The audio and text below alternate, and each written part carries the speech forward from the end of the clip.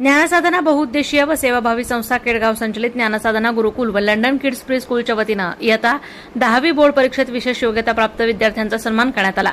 ज्ञानसाधना गुरुकुलमध्ये शिकत असलेली कुमारी वैष्णवी औशीकर 97% गुण मिळवून प्रथम आली, रेवती साबळे 95% गुण मिळवून द्वितीय, तर सिद्धनीता डंबाळे 93% गुण मिळवून तृतीय आली। तिन्ही गुणवंत विद्यार्थ्यांना अनुक्रमे संगणक, सायकल व शैक्षणिक साहित्याचं बक्षीस देऊन इतर तब्बल 50हून अधिक विद्यार्थ्यांना बक्षिसं देऊन गौरवण्यात आलं। हा गुणगौरव सोहळ्याचा कार्यक्रम पत्रकार विठ्ठल लांडगे यांच्या अध्यक्षतेखाली पार पडला। पत्रकार लांडगे म्हणाले की विद्यार्थ्यांनी प्रामाणिकपणे जिद्दीने अभ्यास केला तर त्यांना यश नक्कीच मिळणार। फक्त चांगले टक्केवारी पडले म्हणजे विद्यार्थी यशस्वी झाला असे नाही, त्यांच्यामध्ये संस्कार असणं आवश्यक आहेच। रोज सकाळी शाळेत जाताना आईवडिलांच्या पाया पडूनच निघालं पाहिजे। तुमचे आईवडील तुमचे देव आहेत, त्याच देवाकडे तुम्ही दुर्लक्ष करता हे योग्य नाही। संस्कृती प्रत्येक शाळेमध्ये शिकवावी व रुजवावी ही काळाची गरज झाली आहे। मुलाचे पालक जर रील्स बनवण्यात मग्न असतील तर हे पालकांचं अपयश म्हणावं लागेल। आपल्या मुलांना कशात आवड आहे त्यामध्ये करिअर करू द्या, मुलांच्या बुद्धीची क्षमता ओळखली पाहिजे असं म्हणत त्यांनी पालकांशी व विद्यार्थ्यांशी संवाद साधला। कार्यक्रमाचे प्रमुख पाहुणे माजी सभापती मनोज कोतकर म्हणाले की ज्ञानसाधना या येवलेशा रोपट्याचं आता वटवृक्षात रूपांतर झालं असून या वटवृक्षाखाली अनेक गुणवंत विद्यार्थी घडत आहेत। नुसतेच शिक्षण नाही तर संस्कार देखील रुजवण्याचं कार्य ज्ञानसाधना परिवार करत असल्याचं त्यांनी स्पष्ट केलं। यावेळी संभाजी पवार, जलेंदर कोतकर, छबुराव कोतकर, मुख्याध्यापक संदीप भोर, अजित कोतकर, नवनाथ कोतकर, गोरख कोतकर, विक्रम लोखंडे, ज्ञानसाधना गुरुकुलचे संचालक प्रसाद जमदाडे, गिरीश पटवा, अनिकेत शिया, कुणाल चिपाडे, रवींद्र पंडितसर, अमित ढोरसकर, दत्तात्रय चिमटे, स्वप्नील परांडे, शाहरुख शेख, प्राचार्य रुचिता जमदाडे, शबाना शेख, प्रतीक्षा फुलारी, ज्योत्स्ना सातपुते, सुवर्णा दायणी, सुप्रिया मुळे, कल्याणी शिंदे, सपना साबळे, प्रतिभा साबळे, जयश्री साठे या शिक्षकांसह विद्यार्थी व पालक मोठ्या संख्येने उपस्थित होते। प्रास्ताविक अनुष्का राऊत तसेच सूत्रसंचालन दिव्या रोकडे व श्रावणी कोळी यांनी केलं, तर आभार आदिती कोठावळे यांनी मानले। प्रतिनिधी विक्रम लोखंडे, अहिल्यानगर। आता मुलांना मला सांगा, तुम्हाला पुण्याची घटना किती लोकांना माहिती आहे? आगवणे प्रकरण किती लोकांना माहिती आहे? माहिती आहे सगळ्यांना? हातवर करा बरं, किती मुलांना माहिती आहे?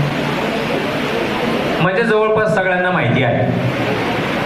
मुलींसाठी मी परत एकदा त्या मुद्दा का घेतला मी स्पष्टपणे सांगतो।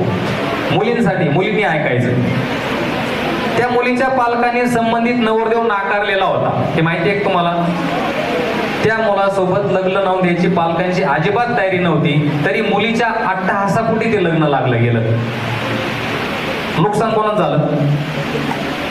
म्हणजे तुमच्या आयुष्यभर 10वी-11वी पर्यंत तुम्हाला शिकवायचं, 16-17 वर्ष तुम्हाला तळहाडाच्या फोडाप्रमाणे जपायचं आणि 2 दिवसाच्या एका मैत्रीत तुम्ही त्याच्यावर विश्वास ठेवायचा नाही, बाब तुम्हाला दुश्मन वाटतात, ही कुठं ही पटतं का तुम्हाला? किती मुली किंवा किती मुलं सकाळी आईचं दर्शन घेऊन बाहेर पडतात किंवा वडिलांचं दर्शन घेऊन बाहेर पडतात? आहे का कोणी? करा बरं हातवर। मी शाळेत चालले, आईचं किंवा वडिलांचं दर्शन घेणार आहे, हात वर करा फक्त। का बरं नाही? अरे तुमचे आई वडील तुमचे देव आहे ना, मग तुमच्या देवाकडे असं दुर्लक्ष करून जाता आणि भलत्याच रस्त्यात कोणा तरी हात करता आणि त्याच्याबरोबर हे योग्य आहे का? हे संस्कृती ही प्रत्येक शाळेमध्ये रुजवावी लागेल, शिकवावी लागेल। मी जमदाडे सरांची मुलाखत थोडीशी पाहिलेली आहे। जमदाडे सरांचं म्हणणं असं आहे, मुलीची आईच रील बनवण्यात व्यस्त आहे। हे कोणाचं अपयश आहे? हे व्यवस्थेचं अपयश नाही, हे तुमच्या मानसिकतेचं अपयश आहे। पोरं घरात आले तरी कळत नाही। म्हणजे माझ्या एक मित्रांनी काल जोक सांगितला, तेव्हा घरात शेजारचा माणूस मोबाईल बघत आला, शेजाऱ्याच्याच घरात घुसला, त्याच्या बायकोने त्याला पाणी आणून दिलं, चहा ठेव का म्हणली, ती मोबाईल मध्ये बघत त्याला चहा दिला।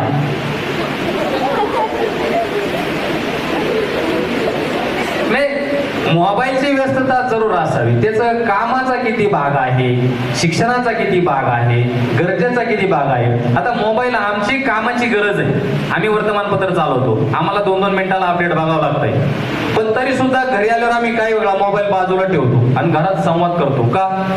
आमच्या दिवसभर डोळे खराब झाले ते मोबाईल बघू। आताची रील व्यवस्था कशी आहे? कशी रील व्यवस्था? यात तुम्हाला रील बनवता का कोण बाकीच्या? कोणती सोशल मीडियातली कोणती माध्यमं चालू आहेत आता? सर्वाधिक वेगाने काय चालू आहे? कोणते सोशल मीडियातले? ते इन्स्टा का काय आहे ना? आहे का इन्स्टा? किती लाखाच्या मोबाईल मध्ये? हातवर करा, पूर्ण हातवर करा, मस्त पैकी एकदम आहे का? काय मिळतं रे ते इन्स्टा मध्ये तुम्हाला? काय मिळतं? किंवा फेसबुक किती लोकांच्या मोबाईलमध्ये आहे? दुर्दैव आहे आपलं, ज्या सोशल मीडियाचा आपल्या नियमित जीवनामध्ये काडीचाही उपयोग नाही, त्यामध्ये आपण अडकलोय, म्हणून आपली समाज व्यवस्था बिघडलेली आहे. केडगाव परिसरातील ज्ञान साधना क्लासच्या वतीनं गुणवंत विद्यार्थ्यांचा सत्कार समारंभ आज या ठिकाणी आयोजित केला. आम्ही या क्लास संदर्भात कायम बोलत असतो, पण या ठिकाणी लांडगे साहेब आले, त्यामुळं क्लासचे जे शिक्षक आहेत आणि आपले जमदाडे सर आहेत यांच्याबद्दल दोन शब्द सांगावेसे वाटते. साहेब, जमदाडे सर म्हणजे फक्त पुस्तकी ज्ञान न देता व्यावहारिक ज्ञान असेल, धार्मिक ज्ञान असेल, सर्व प्रकारचं ज्ञान या ठिकाणी मुलांना देण्याचं काम करते.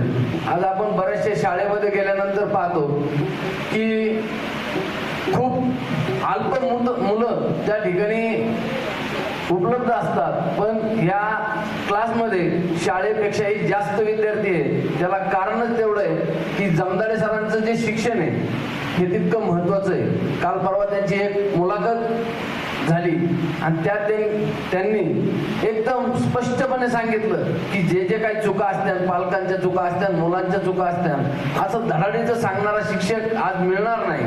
आज प्रत्येकाला आपली रोजीरोटी आणि आपला व्यवसाय कसा चालेल यासाठी प्रत्येकाचं धावपळ चालू आहे. पण या ठिकाणी जमदाडे सर आपल्या मुलांना योग्य मार्गदर्शन करण्याचं काम या ठिकाणी करतायत.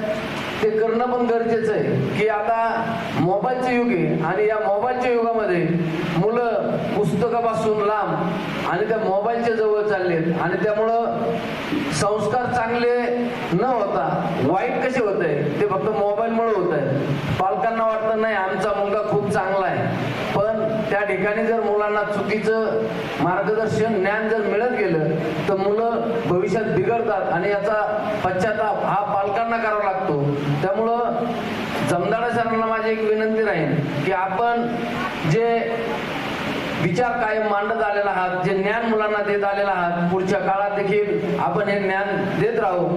आज सांगायला आनंद होतो की माझे मित्र प्रसाद जमदाडे सर, कारण की मी जमदाडे सर लहानपणापासून वर्गमित्र. जमदाडे सर शालेय जीवनापासून ते कॉलेज जीवनापर्यंत आम्ही सोबत होतो.